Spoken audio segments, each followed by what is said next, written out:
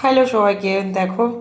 আর আমি বসে পড়েছি খেতে। আজকে আমি রান্না করেছি ফুলকপি আলু আর পমফ্রেট মাছ দিয়ে তরকারি। যদি পমফ্রেট মাছের একা খাই কি রান্না করবো পমফ্রেট মাছের, তাই জন্য বানিয়েছি ফুলকপি আলু দিয়ে তরকারি। এদিকে দেখো পুরো ধোঁয়া উঠছে মাছ, আর দিকে নিয়েছো গোটা গোটা পেঁয়াজ, আর বিশাল গরম।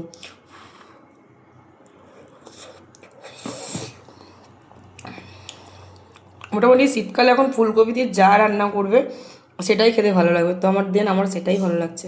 ফুলকপি দেখুন, মাছের ঝোল, মাংসের ঝোল, যা কিছু হয়, ফুলকপি ভাজা,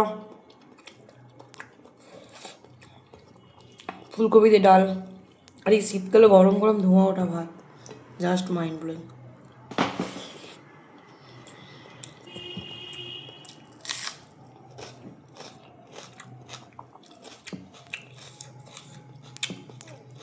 মাছ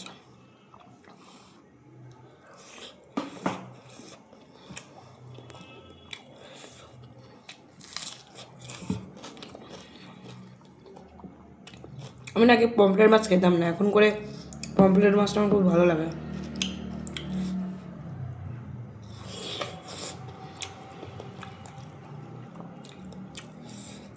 চলো, টাটা।